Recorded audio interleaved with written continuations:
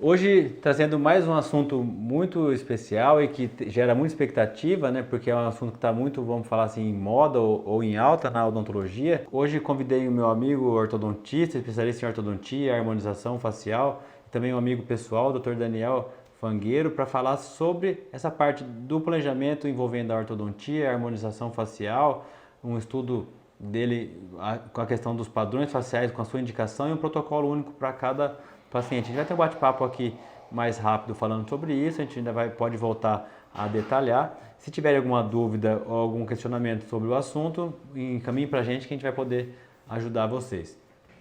Boa noite. É isso mesmo? É o maior ortodontista do sul do mundo? Zé, boa noite aí, cara. Obrigado. Eu achei que você fosse já me introduzir, né, aos seus convidados, falando Vou que eu sou o falar ainda. ortodontista mais bronzeado do sul do mundo. Aí ainda mais com essa luz, eu ia concordar. Mas o melhor Ó, ainda acho que não. você tá com um brilho aí. É É nada, estamos no maquiagem, caminho. né? É Todo mundo tá maquiagem. na, todos nós estamos na luta ainda, né? Nunca termina, né, Alemão? Quanto tempo Cara, de estrada já, parece que nunca tem fim, né, cara?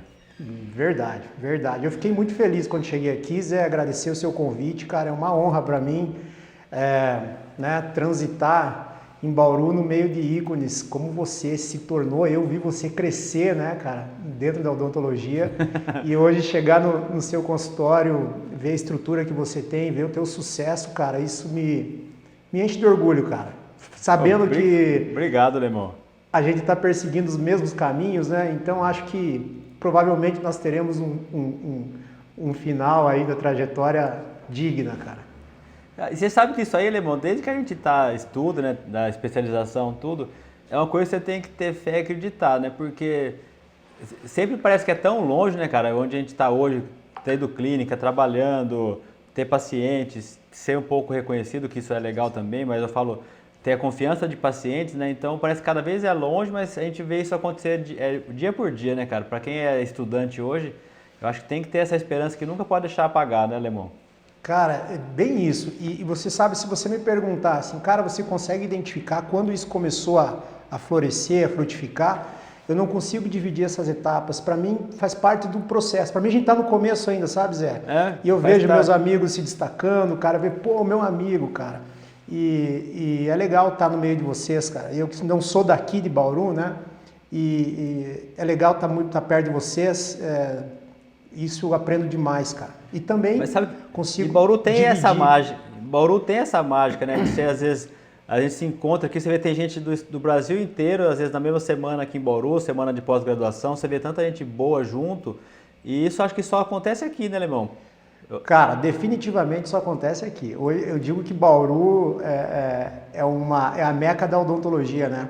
E é onde estão os grandes personagens, né, da nossa profissão.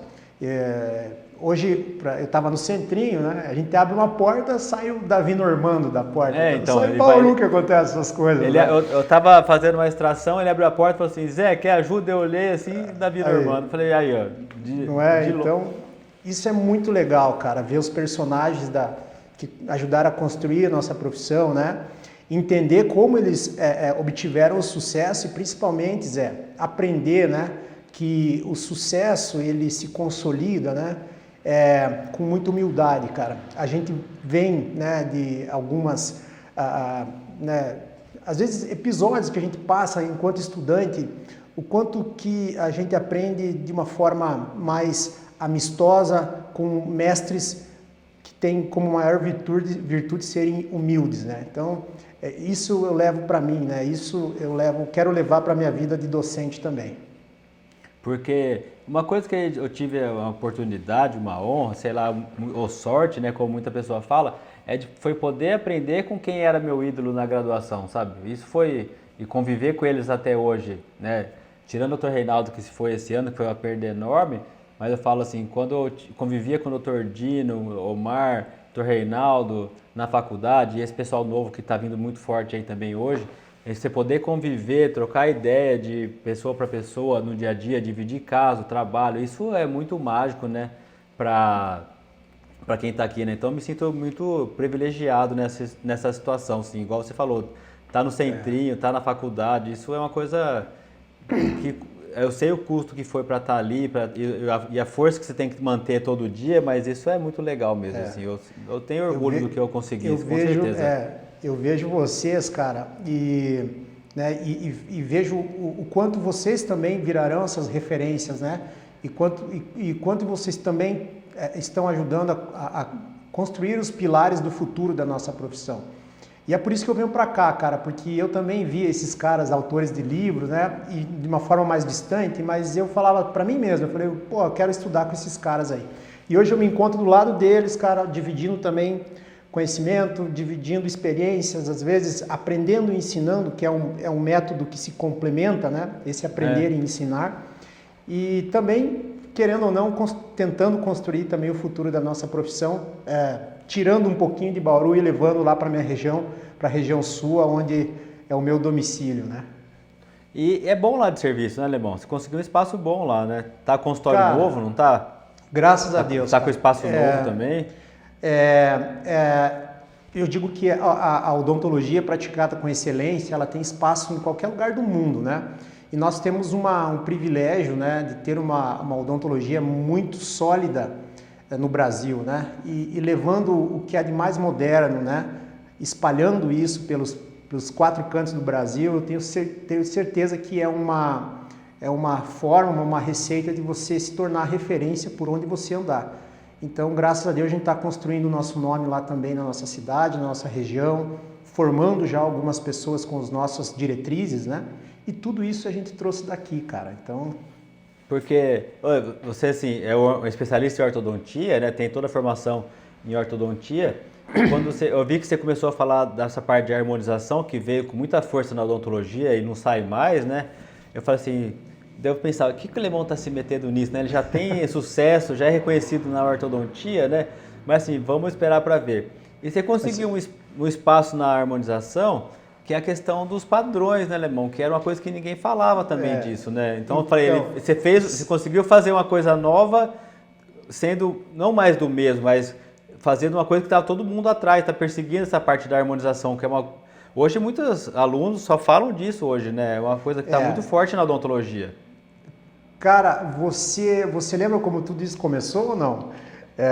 Quando a gente estava no casamento do Fabinho e eu comentei numa mesa comendo uma muqueca lá em Vitória, todo receoso, né? Falei, pessoal, estou fazendo harmonização. E foi muito engraçado porque eu virei uma chacota da mesa, né? Naquele tempo você queria me operar, não sei se você lembra. Né?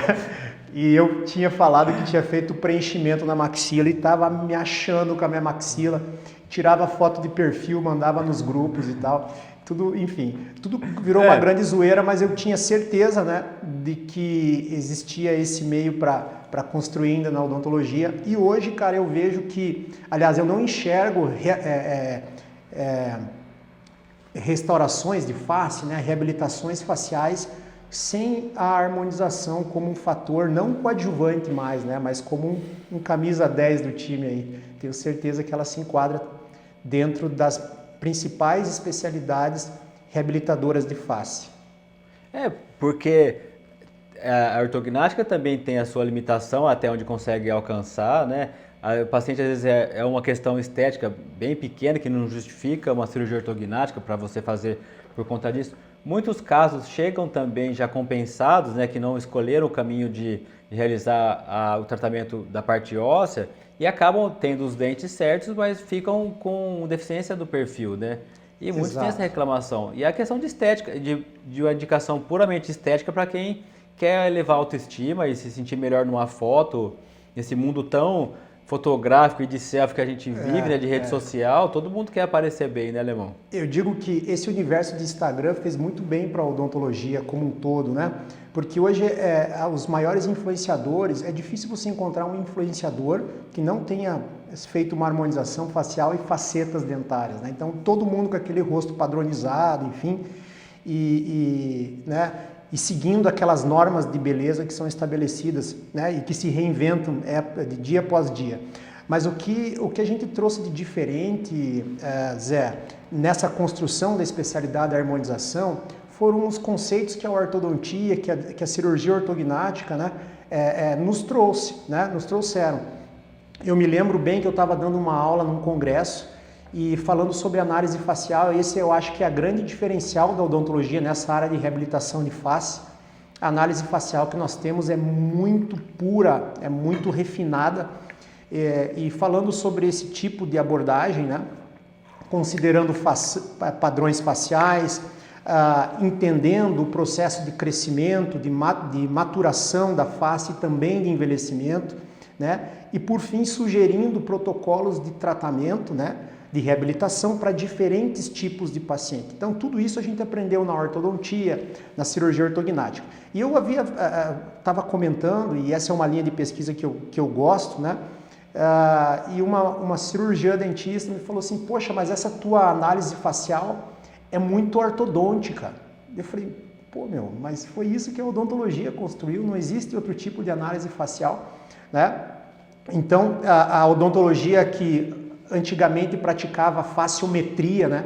Hoje começa a entender a face de uma forma mais subjetiva, analisando o contexto social na qual ela está inserido, né? Eu sei que, por exemplo, eu reabilitando faces em Salvador, eu não teria a mesma leitura de face, né, que o bauruense teria ou que o curitibano teria. Então, entender essa diversidade social também faz parte do critério diagnóstico, né, para a gente propor reabilitações.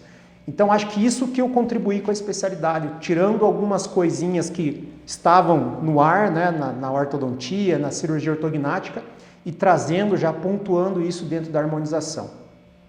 Porque é a mesma coisa que a gente passou, né? Quando eu fiz a graduação, a dentística não era essa coisa refinada que é hoje, de estética de dente, de fazer o DSD, de aumentar o tamanho do dente, largura.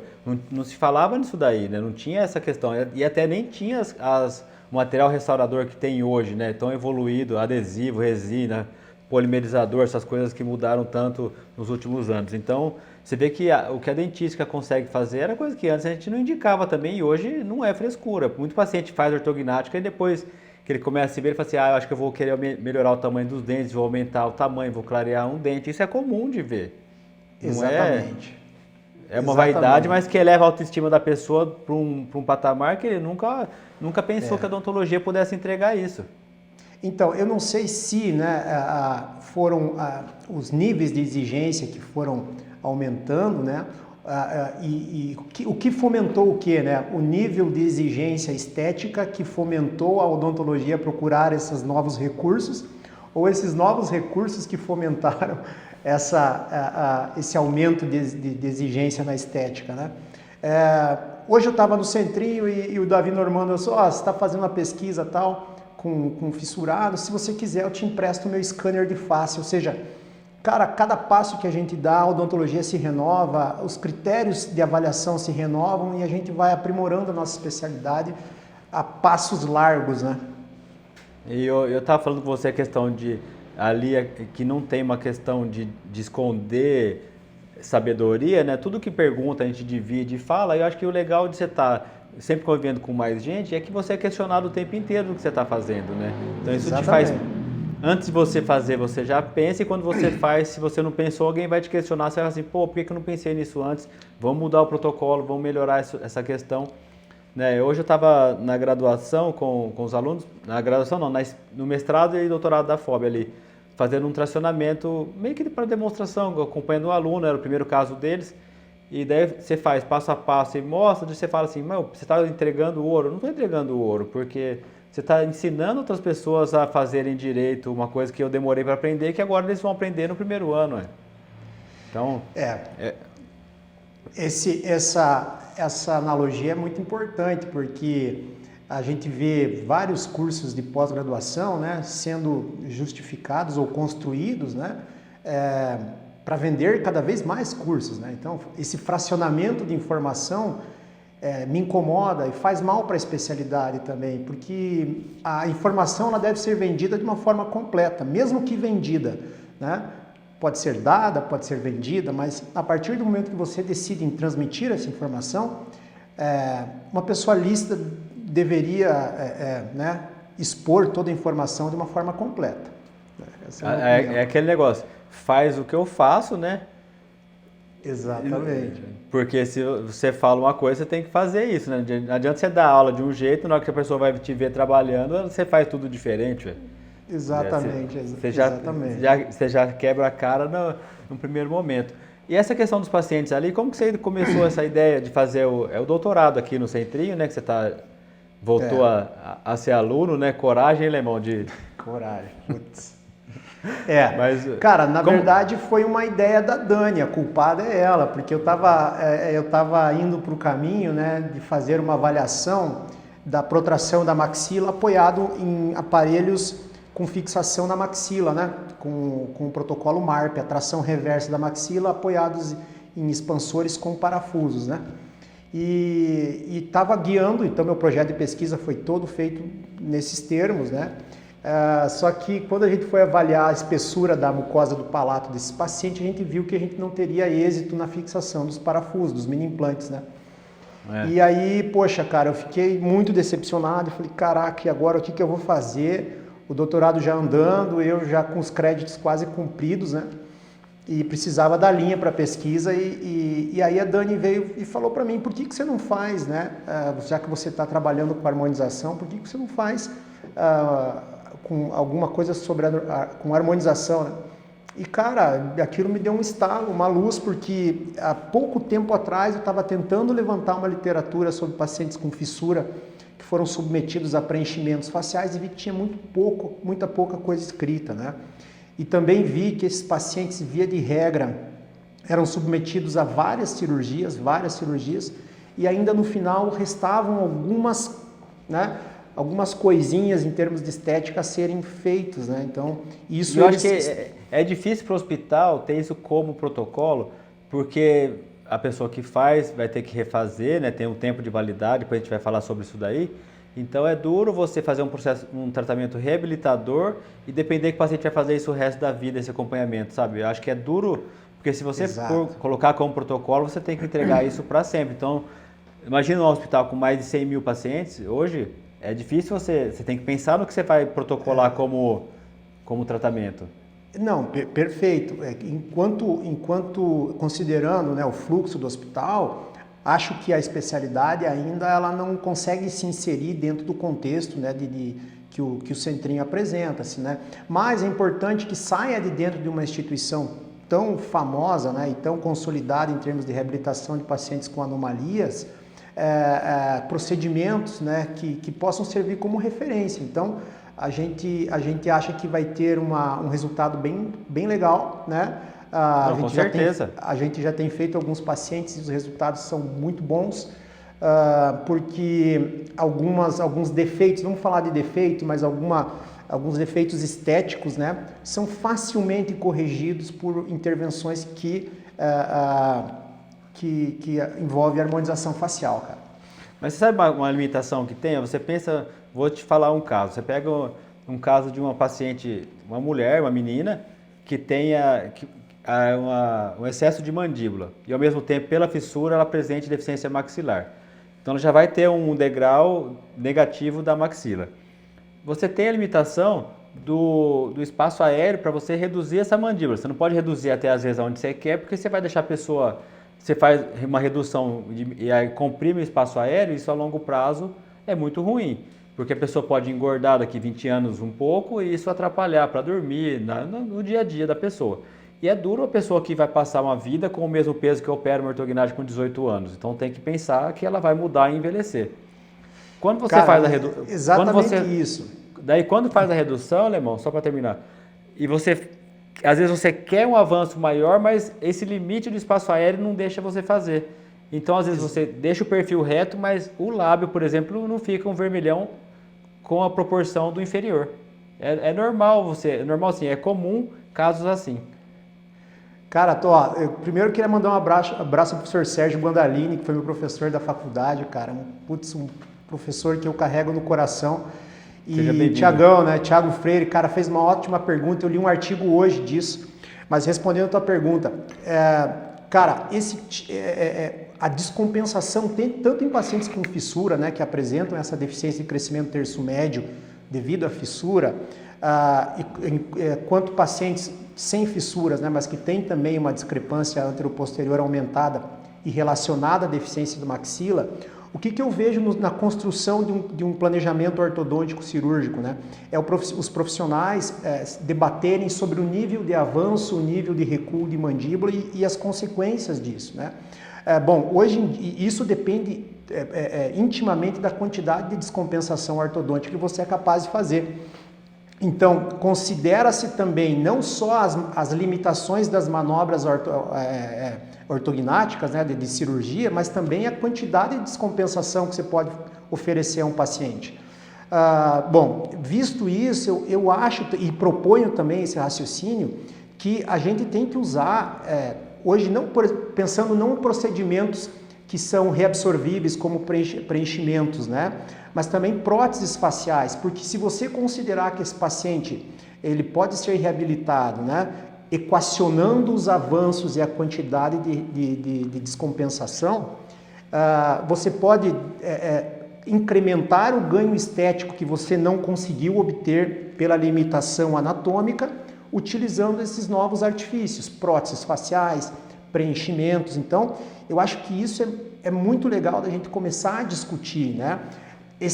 Essa sobrecorreção de cirurgia ortognática ou a sobredescompensação, isso traz sequelas funcionais ao paciente, estéticas ao paciente. Ora, se a gente consegue operar o paciente dentro de um padrão anatômico interessante, eu acho que a gente tem que começar a discutir também as possibilidades que esses procedimentos oferecem no pós-cirúrgico. Então, a pergunta que eu acho que eu faria é importante, é interessante a gente obter, aliás, é possível nós obtermos um padrão funcional com essa quantidade de cirurgia? Sim, é possível. Então, o que nós não conseguirmos obter em termos de estética após essa quantidade de cirurgia, nós obteríamos fazendo procedimentos acessórios, próteses, preenchimentos, né? Enfim, esses outros procedimentos que a gente tem que começar a discutir. Seria uma reavaliação para finalização depois de 6 meses, um ano da ortognática, né? Alguma coisa perfeitamente, assim? Perfeitamente. E uma questão agora que o Thiago perguntou, né? Se eu já estou fazendo toxina botulínica em pacientes do padrão face curta. Tiagão, cara, isso é muito interessante e a gente precisa começar a construir literatura para isso, porque os trabalhos que a gente vê, né, e que nos servem como orientação são, na grande maioria das vezes, trabalhos relacionados à cirurgia plástica e à dermatologia, e que não tem o nosso viés de análise facial. Hoje mesmo eu estava vendo um trabalho de dermatologia, numa revista de dermatologia, que avaliou o tratamento da hipertrofia de masseter. Eles chamavam o padrão face curta de hipertrofia de masseter e, por curiosidade, os pacientes da amostra, são 22 pacientes na amostra, todos eles face curta, e eles estavam aferindo, medindo com uma poxa, agora me fugiu o nome, mas a altura facial desses pacientes foi avaliada e a dimensão, a transversal do músculo masseter foi avaliada após a injeção de toxina botulínica. E isso a gente já vem fazendo muito tempo para fazer o quê? Aumentar a altura facial desses pacientes, né? Então a gente sabe que desativando a musculatura elevadora da mandíbula, a gente ganha em altura facial em pacientes que estão hipodivergentes. A gente faz isso para tentar atenuar, né, apertamento, assimetrias, para tentar fazer avanços de mandíbula sem aquela resposta contrária da mandíbula. Então, a gente tem feito isso há muito tempo, né? Mas a gente precisa começar a construir literatura para endossar esses procedimentos, cara. Que os trabalhos que a gente tem não são relacionados à nossa área, né? Especificamente à nossa área.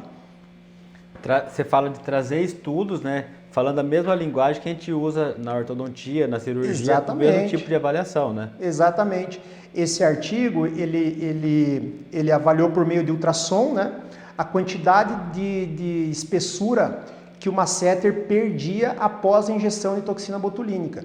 Ora, na minha cabeça, esse não seria a melhor maneira de você medir o ganho funcional de um paciente, né? a minha melhor maneira de avaliar o benefício que a toxina botulínica fez nesse paciente, por exemplo, seria avaliar pós-toxina botulínica o quanto esse paciente ganhou em altura facial anterior e inferior, né? O quanto esse paciente melhorou no ângulo de convergência facial, o quanto que esse paciente girou a mandíbula, né? Então, só que essas referências a gente não encontra na literatura porque a gente domina essas referências. Então, é uma coisa que é a ser construída. Vai ter muito trabalho sobre isso agora, porque a harmonização está muito forte no Brasil inteiro, isso, né? Perfeito. Cara, Deus queira que as pesquisas endossem esses achados clínicos que a gente vem enfrentando, né? Eu faço isso de rotina em pacientes face curta, por exemplo. Primeira coisa que eu faço, isso melhora muito a minha abordagem ortodôntica, né? Fazer a toxina botulínica em músculos elevadores. Então, isso facilita muito o meu trabalho. Durante o tratamento? Durante o tratamento. Muitas vezes antes do tratamento. Antes de começar. Um paciente que a gente fez agora, uma cirurgia recente, né? Um paciente face curta, né? E esse paciente não conseguia abrir a boca, Zezinho. Então, durante a cirurgia, né? Na consulta com o cirurgião bucomaxilo, eu falei, cara, eu não sei como é que você vai operar. Eu estou pensando em fazer uma toxina botulínica antes do procedimento cirúrgico para facilitar você, porque o tônus muscular do cara era impressionante. E foi a melhor coisa que a gente fez, porque o cirurgião operou como se não tivesse esse tônus muscular. Foi muito legal, muito legal. E são os pacientes mais difíceis, até para a cirurgia ortognática, né? Se a gente for falar disso, de resultado, de estabilidade, e o paciente que mais busca voltar ao seu padrão é o curta, né? Todo mundo Exatamente. já sabe então, por exemplo, isso é harmonização pós-cirúrgica, né? Eu não imagino, por exemplo, uma preservação de um paciente operado face curta sem um controle ortodôntico que remete à contenção, né? Sem um controle muscular, né? Que remete à desativação dos músculos elevadores. A gente sabe que esses pacientes no longo prazo tendem a perder a cirurgia, né? Ou tende a ter uma recidiva maior do que os outros casos, né? Exatamente. Muito bem. Qual que você acha que é o futuro disso, Lemão, de tudo isso daí? Os materiais que são usados, você acha que isso ainda tem o que evoluir? Eu não tenho conhecimento disso daí. Tem a doutora Marina que trabalha comigo no consultório que faz essa parte aqui, né? Mas o que você acha de futuro para isso daí, de como que vai acontecer isso? Cara, eu acho que a harmonização começou a mostrar a cara para a odontologia há pouco tempo, né? Eu tive o privilégio de ter professores que tiveram esse olhar, né? E que também de ter professores lá da velha guarda que também abriram os olhos para essas possibilidades. Então, como a gente pratica a harmonização há algum tempo, a gente consegue enxergar essas possibilidades com mais facilidade. Mas eu vejo a entrada da harmonização facial na odontologia como definitiva e vejo também a odontologia como protagonista em reabilitações faciais. Tanto pela capacidade que os alunos, né, os profissionais detêm durante a formação, quanto pela leitura de face que nós desenvolvemos. Então, a capacidade técnica que o cirurgião dentista, bem treinado, desenvolve, por exemplo, durante uma especialização de harmonização facial, somado à leitura e entendimento de face que ele tem, acredito que isso vai fomentar a harmonização como um pilar da odontologia e dos procedimentos relacionados à face. Também vejo, né, a harmonização já entrando numa esfera cirúrgica, né? Esse é um tema meio polêmico, porque a gente sabe que tem cirurgião dentista que está trabalhando à margem da nossa lei, mas vejo grandes cirurgiões, né, com habilidades extremas que poderiam realizar procedimentos na face que, por uma questão de política ou por mercado de trabalho, não conseguem atuar na face da forma que deveriam. Por exemplo, um cirurgião bucomaxilo que faz uma cirurgia de terço médio, eu não imagino esse cirurgião não conseguindo operar o nariz, por exemplo. Então, acho que é questão de tempo, né, dos conselhos se entenderem, né, e começarem a discutir que quem ganha no fim é o paciente, né, Zé? Você tendo profissionais aí bem treinados que ofereçam um benefício importante ao paciente, quem ganha é sempre o paciente. Então vejo a harmonização entrando também nessa área cirúrgica, cara. Porque você sabe, antes de ter esse termo harmonização facial, né, a gente já falava isso na ortognática, que a ortognática era uma harmonização facial, porque você busca uma oclusão para ter uma função, mas você tem que sempre pensar na face como um resultado final. Não adianta você acertar a mordida e o paciente não respirar bem, não estar com o rosto legal. Ou o pior de tudo, é depois que passou todo o processo de usar o aparelho, fazer a cirurgia, o paciente fala assim, imagina você escutar, eu gostava mais como eu era antes. Não pode acontecer isso, né? Isso é proibido de acontecer, né? Porque você tem que pensar em tudo para não chegar nesse ponto, né? E a gente falava disso, que a cirurgia era uma harmonização da face, assim como a ortodontia é da boca, da arcada dentária. E depois veio esse termo harmonização orofacial, né? Que daí mudou esse refinamento, porque são coisas em pontos menores, mas que mudam a face toda, né, Alemão? Eu acredito que a harmonização remete a equilíbrio, né? Eu estava em conversa esses dias com um grande amigo meu de Francisco Beltrão, o Jonatas Claus, um excelente cirurgião, renomado cirurgião, e estava comentando exatamente isso, que acho que o futuro, né, da cirurgia ortognática seria apenas para tratar disfunções, né? São aqueles pacientes que, além de apresentar um desequilíbrio esquelético, apresentam também perda de função importante, né? E vejo isso com bons olhos com relação à cirurgia ortognática, porque eu não sei, Zé, mas quando um paciente te procura, né? Um paciente borderline, um padrão 3 borderline, né? Um paciente te procura com a queixa específica de melhorar a estética, eu talvez entraria no centro cirúrgico um pouquinho mais pressionado. Por quê? Porque é uma mudança que a gente não esculpe, né? Existe uma limitação e que uma vez feita, cara, é difícil você reoperar o paciente. Então acho que essa abordagem estética apenas para a cirurgia ortognática envolve um pouco de risco. Agora, quando você trabalha com desequilíbrio estético e funcional, eu acho que o cirurgião já entra ganhando, né? Ele já entra sabendo que vai proporcionar alguma espécie de benefício para o paciente, né?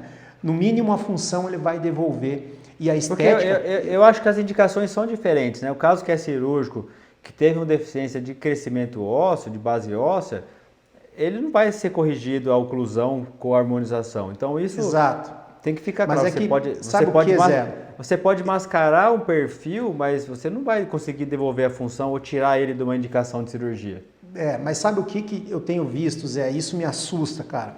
Existem assim, profissionais que utilizam, né, esse subterfúgio para tentar atrair pacientes. Exemplo, paciente com indicação cirúrgica tratado por meio de harmonização facial.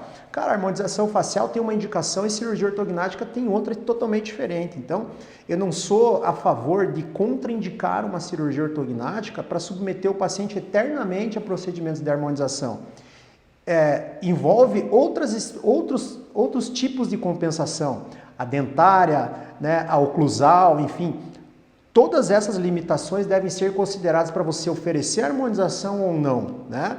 Cara, pacientes borderline e com, né, limítrofes para cirurgia ortognática, quem deve decidir é o paciente. Você precisa apresentar, né, os benefícios que a cirurgia ortognática traz, né, e as limitações que a harmonização também oferece, né? Então, essa construção que é interessante, cara. Porque não é aquela coisa, porque você faz ortodontia, todo caso você tira da cirurgia, você tenta compensar e não dá a opção do paciente escolher ou ver o que é a queixa dele, né? Exatamente, cara. Sexta-feira eu avaliei um caso, um paciente aqui, que ele está com a oclusão correta, mas ele não gosta da face. Seria um caso que teria que ser descompensado no começo para poder fazer a cirurgia ortognática. Daí agora ele está com a oclusão certa, mas não gosta de se ver de perfil. Então quer dizer, foi falta de conversa para decidir o tratamento dele. Exatamente. Mas hoje, por exemplo, esse paciente teria um prognóstico interessante se lá no plano de tratamento dele tivesse assim, reavaliação, considerando compensação com harmonização orofacial. Eu tenho feito isso em todos os meus tratamentos compensatórios. Então, se eu vejo que um paciente tem alguma deformidade esquelética no pré-tratamento, eu já ofereço, né, o prognóstico bom para relações oclusais e bom para a face, considerando reabilitação final com harmonização facial. Cara, eu acho que isso complementa todas as possibilidades que a odontologia pode oferecer em termos de face, né? Se a gente está falando cada vez mais de protocolos para janelas de crescimento, para pontos e casos específicos, isso não deixa de ser um refinamento do seu planejamento, Alemão. Exatamente, e é por isso que eu defendo que o ortodontista, aliás, todo cirurgião dentista, mas aí puxando a bola para a ortodontia, deveria dominar as técnicas de harmonização facial. As mais básicas você já consegue ter um benefício interessante na leitura frontal, na leitura de perfil, você já consegue oferecer algo a mais para o seu paciente, né? O paciente hoje busca não só a saúde, né, e estética dentária, ele busca o equilíbrio da face, a harmonização da face. E muitas vezes, Zé, você sabendo indicar, cara, já é interessante para o paciente, vou te encaminhar, né? E é isso, as faces diferentes crescem diferentes e envelhecem diferentes, né? Então, sabendo indicar é o principal. Mesmo que você não saiba fazer, você sabendo indicar, eu acho que você já ampara o seu paciente. Quando a gente conversa aqui, parece que até que todo caso que vem aqui acaba fazendo ortognática e todo caso que você vê também faz a harmonização na face inteira. Nunca é assim, né? Nunca é tudo para tudo, né? A gente tem que ter isso como uma ferramenta, igual você fez o curso do MARP lá. É uma ferramenta, é vamos falar assim, uma chave que você tem ali na gaveta, mas que você não usa ela toda hora. Vai ter os pontos específicos que você vai indicar. Mas ela sendo pontualmente indicada e bem usada, você tem resultado. Então, tudo tem que ser assim. Tem várias gavetas que você pode abrir e fechar a hora que você precisar, e é o que você faz isso. É um refinamento de planejamento. O que eu vejo é a odontologia cheia de recursos, né? E que muitas vezes são usados de formas individuais. Cabe ao profissional hoje de excelência reuni-los, né? E indicar de uma forma coerente, de uma forma com cronogramas, né? De uma forma organizada, para que no fim você tire todos os recursos possíveis desses novos aparatos, né? Eu estou encantado, cara, com a odontologia digital, com essa nova abordagem de escaneamento de face, né? Então, eu acho que isso vai abrir muitas possibilidades para a gente, sabe, Zé? E se você vê, por exemplo, os trabalhos que... os grandes autores, por exemplo, Maurício de Maio, que é um cara que nada mais ele fez do que protocolou, né, a forma com que você faz preenchimentos de face.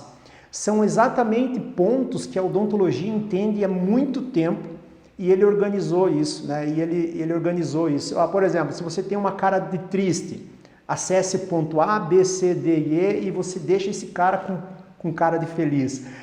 Ou seja, ele entendeu isso e de uma forma genial ele protocolou isso. Acho que a gente já tem condições, né, de protocolar procedimentos que envolvam o reequilíbrio da face, né? Buscando os padrões faciais, que é o que a gente usa para planejamento, né? Exatamente. Quer ver uma coisa que me incomoda, cara? Uma coisa que me incomoda. Hoje todo mundo, você já viu quando o pessoal faz harmonização, provavelmente a imagem dessas pessoas que estão nos assistindo, né, já remeta aquela pessoa com o rosto quadrado, né, aquela medida bisigomática e bigoníaca reta, né, queixão, mento proeminente, né, e é isso, ou seja, padronizou-se faces diferentes para faces iguais. Cara, a face que merece estar quadrada é uma face que pré-tratamento era longilínea. É importante que você disfarce o excesso de altura facial através da quadralização da face. É importante que você disfarce a ausência de altura facial com a verticalização da face. Existem pacientes que merecem muito mais projeção de maxila do que projeção de mandíbula. Existem pacientes que você deve preencher lábio superior e depois lábio inferior, e o contrário também é verdadeiro. Imagina um paciente 3, assim, né? E ele chega para fazer um preenchimento labial. Cara, isso tem que ter protocolo, porque se você vai preencher um paciente assim, você tem que obrigatoriamente preencher o lábio superior primeiro. porque senão você vai estar contribuindo para a discrepância esquelética, né? Cada vez que você aumenta em cima, você tem que diminuir embaixo, né? Exatamente. Outro exemplo, né? Como é que você vai fazer preenchimento labial em pacientes que têm lábio comprimidos, né? Pacientes face curta, com perdas de dimensões de oclusão, de altura facial anterior, inferior. Esses preenchimentos é que dão errados, que fica aquelas linguiçonas, né? O cara já chega assim no seu consultório. Aí você preenche, fica muito esquisito. Então, buscar a verticalidade dessa face primariamente e depois oferecer o preenchimento. Então, essa sequência de procedimentos é que os profissionais hoje que querem trabalhar com harmonização precisam entender. Tem que ser respeitado isso daí, é fácil de cada um. Mas você vê, a gente volta na mesma conversa, é a individualização do tratamento, Alemão. Exatamente. Né? Então, eu vejo a harmonização muitas vezes escapando, né? Escapando um pouquinho para a subjetividade. Exemplo, né? E isso é uma vertente de mercado. As franquias oferecem isso. Só vou preenchimento de bigode chinês. Cara, o bigode chinês nada mais é do que um sinal clínico, é a febre do negócio, né? Então, o cara vai lá, paga R$ 1.200, vamos supor, para preencher um bigode chinês. Cara, o bigode chinês não é a causa do problema, né? E aí que eu falo, o exercício da harmonização de forma muito limitada, né? Então, a harmonização deveria ser praticada considerando a face, não pontos específicos. Eu não consigo pensar em projetar aumento de um paciente 2 sem mexer no lábio superior e sem investir no ângulo nasolabial desse paciente, enfim. Não consigo pensar em projetamento sem trabalhar também nesse ângulo de convergência facial. Isso, cara, isso precisa ser revisto de uma forma muito rápida, porque senão a harmonização vai descambar para um lado que vai ficar estranho, vai ficar artificial demais. Mas acho que tudo que vou falar assim, que é novo, que o pessoal quer aprender, com o tempo isso se nivela. A gente já viu isso em todas as áreas, Alemão. Tudo é assim. Né? Por mais que tente escapar, as pessoas que fazem um trabalho sério sempre se mantêm e continuam. Tudo tem um filtro no começo. Porque tudo que é novo, é fácil assim, você começa a fazer uma coisa, o outro vê e fala assim, pô, o Alemão tá ganhando dinheiro com isso daí, eu vou para esse lado também. Mas ele não vai ver o caminho que você fez até chegar aqui, a formação que você teve para usar e chegar na indicação. Então as pessoas querem as coisas mais rápido, né? E o que eu vi no começo, né? Não sei se hoje tem especialização, mas no começo era muito curso de final de semana, curso de uma semana, que a pessoa saía já podendo fazer, né? Hoje tem vários cursos que são sérios pra caramba, né, na formação. Isso nos gerou muita desconfiança do mercado, né? É uma especialidade, né, que envolve muito conhecimento. E é o que eu falo, essa venda em curto prazo, ela é uma venda que às vezes remete a frustrações, né? Então, por quê? Porque você não tem o entendimento, muitas vezes você acaba fazendo procedimentos em pacientes, esses pacientes não ficam satisfeitos de forma completa e acaba queimando o teu nome no mercado. Então, acho que para você começar a exercer, é um processo mesmo, subindo degrau por degrau, entendendo a face, né? A doutora Rita, não sei se aparece para ti, mas para mim aparece aqui, ó. Geralmente aqui. O classe a pergunta 3 é para você. Precisa preencher o paranasal para melhorar a estética labial, acaba melhorando a pré-maxila. Veja, Rita, é perfeito, né? Se bem que esses pacientes que você se refere como classe 3, que é uma referência dentária, a gente precisa diferenciá-los de paciente do padrão 3 por prognatismo ou por deficiência maxilar. A deficiência maxilar geralmente é tratada com projeção de 3 pontos, né? Paranasal, espinha nasal anterior e um ponto de Ristel, que é para projetar o zigomático. Então, acho que a partir desses pontos projetados, né, a partir do momento que você projeta a face média, você acaba tendo uma outra leitura de lábio. Então, inicialmente, eu não faria um preenchimento labial num paciente 3 sem considerar a projeção do terço médio. Porque a partir do momento que você projeta o terço médio e você enquadra ele em equilíbrio, você tem uma leitura de lábio totalmente diferente. E isso remete ao quê? Às vezes usar menos preenchimento do que você usaria se não tivesse projetado o terço médio. Não sei se eu consegui responder a tua dúvida, mas eu imagino dessa forma. Outra coisa que me chama atenção no paciente 3 também é Rita, né? Doutora Rita.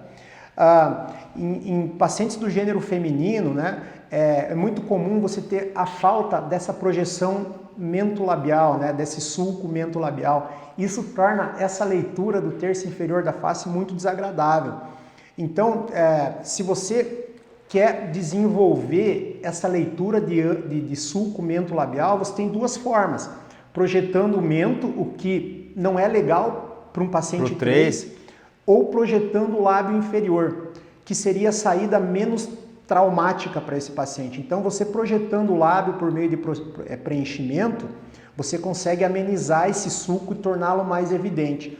O grande problema disso é que se você preencher o lábio superior, você vai ter que usar muito preenchimento no lábio superior. Então, por isso que eu falo, o restabelecimento das bases ósseas é primário quando a gente considera preenchimento de lábio. Às vezes, você estabelecendo o reequilíbrio das bases ósseas, você não precisa mexer em lábio o quanto você imaginou que precisasse. Porque, de certa forma, e o ideal sempre, né, acho que como protocolo, é sempre para depois, se o paciente vai ser um caso cirúrgico, porque a harmonização antes, para mascarar, ele vai atrapalhar na análise facial de tecido mole, né, na prévia cirurgia. Então, o protocolo seria fazer sempre depois, se tem essa ideia do tratamento, né? Perfeito. Porque já aconteceu de paciente vir para operar que já tinha feito o tratamento estético de harmonização. Isso é difícil de você avaliar, porque daí você... Esses detalhes que a gente consegue ver, você perde, né? Você perde a referência. Perde a referência. Imagina a referência, uma das referências mais importantes que existe é a projeção de incisivo, né? E exposição de incisivo na cirurgia. Então, é mais uma vez, né? Você indagar o seu paciente qual é o melhor procedimento para ele, né? Também me assusta, vamos fazer com harmonização, depois a gente vê no que dá. Não. Esse caso tem que ter começo, meio e fim, ele não pode ficar ali no meio campo por muito tempo, né? É a mesma coisa do montar aparelho, depois vou ver o que dá. Puta, agora virou cirúrgico. Daí não pode ser assim, né? Não, exatamente. Não, cara, não então, pode. Eu acho que o caminho tem que ser trilhado no começo, né, Alemão? Acho que isso tem que ter isso por escrito no começo, né? Porque cara. Quando o paciente chega para avaliação de ortognática e já vem de aparelho montado e já vem aquela história assim, não, eu uso aparelho faz 6 anos, você fala assim, pô, vai vir história e não vai ser legal para o paciente, porque ele vai escutar coisa que ele vai perder tempo e que um paciente, quanto mais tempo ele usa de aparelho, mais pressa ele tem de tirar. Isso é todo mundo. Ninguém chega aqui, eu adoro usar aparelho fixo. Não, usa porque precisa. Verdade. Ô Zé, você sabe que eu encho o saco dos meus alunos com relação a isso, cara. Todos os meus alunos, eles são obrigados a escrever o plano de tratamento. E nisso o paciente assina, cara. Os alunos da pós-graduação, da especialização, eles já fazem isso. Quem que ensinou isso pra gente, cara? O Dinão, cara. O Dinão pegava no nosso pé pra caramba, meu. E se a gente não tivesse com o planejamento na ponta da língua, cara, bicho, dava BO, cara. O Dinão coçava o bigode, porque... Cara, é o que a gente tem a oferecer, é o teu compromisso com o paciente, ou seja, o teu paciente precisa entender o que ele é e o que ele poderá ser, né? E você é o maestro disso, você tá conduzindo esse tratamento. Então, eu não consigo... Isso vira um hábito, né? Vira um hábito. Vira um paciente, você já escreve antes de conversar. Eu não consigo ver um profissional que se destaque no mercado que não sigam essas regras básicas, cara. Enfim... Eu acho que esse excesso de zelo só tem a engrandecer a nossa profissão, valorizar a nossa profissão, cara. E os profissionais de excelência fazem isso, né? Então a gente imita eles, né? Tem um plano de ação, né? Todo mundo tem um plano de ação para poder começar. Exatamente. Mas eu acho que essa questão de ter um plano, isso passa segurança para o paciente quando ele vê que você pensou em todas as fases do que vai acontecer.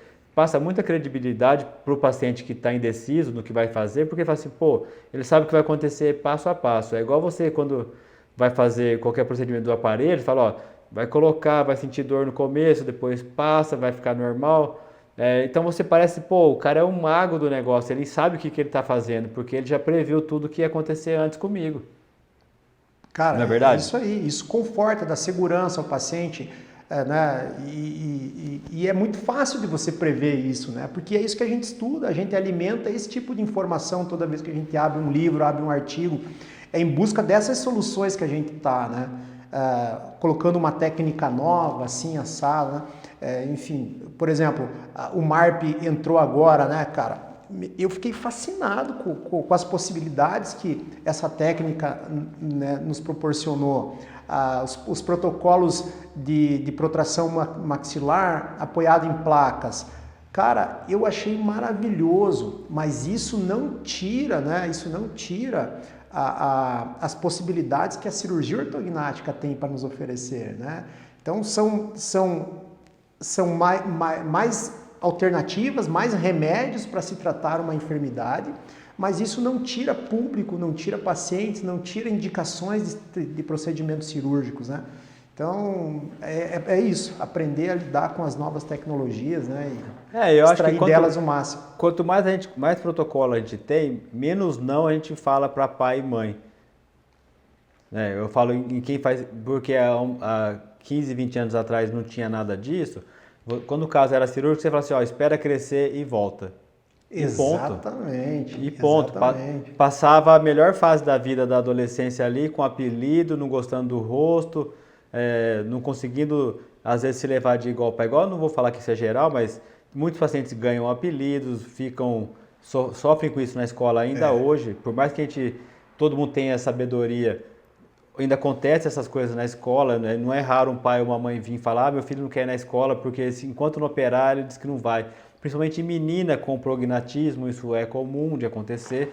Então, a gente tendo opções de tratar mais cedo e obter resultado, nem que isso não tire, mas não tire da cirurgia ortognática, mas o paciente consiga passar uma fase melhor, você já é um profissional melhor porque você conseguiu ajudar naquele momento.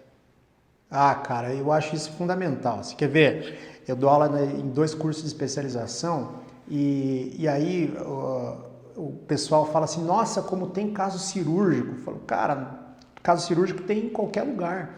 A diferença é que aqui a gente pega os casos cirúrgicos, a gente trata os casos cirúrgicos e opera. Existe uma resistência ainda, cara, não sei se por falta de informação, tá, Zé? Ou por medo mesmo, ou falta de uma estrutura organizada no Brasil desse fluxo de tratamento ortodôntico cirúrgico, né? São poucos os hospitais que oferecem tratamentos públicos, né? Agora os planos de saúde já entenderam essa questão como uma desordem fisiológica, então tem facilitado a vida do cirurgião. Mas de certa forma é caro ainda, né? Mesmo o paciente às vezes pagar um plano de saúde, para muitas pessoas isso é inviável ainda hoje, né? Então Sim. a gente bate com esse problema social ainda, isso ainda acontece. Exatamente. Aí, então tem mais um viés aí pra gente discutir, hein, Zé? Aí dá mais 40 horas de live. Não, conversa é o que não falta. Dr. Sérgio entrou, boa noite, Serginho. Serginho lá de BH, deve ter terminado o consultório agora, tá trabalhando demais. Maravilha. Lemão, acho que o que mais você queria falar? Eu ia falar do produto usado em preenchimento, se tem alguma diferença, porque é um produto caro também, né? Cara, a gente precisa equacionar sempre o benefício que ele proporciona, né, bicho? Enfim... Porque, no geral, todo mundo fala Botox, né? Mas não é só o Botox, não é só a toxina botulínica não. que é usado na harmonização, né? Não, cara, a gente tá com uma...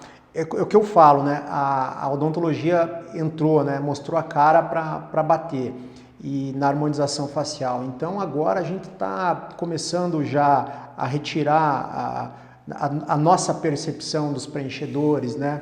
A utilizar a nossa literatura que foi desenvolvida por profissionais cirurgiões dentistas, né? Enfim, utilizar todos os recursos, né? Que as plataformas de harmonização nos oferecem.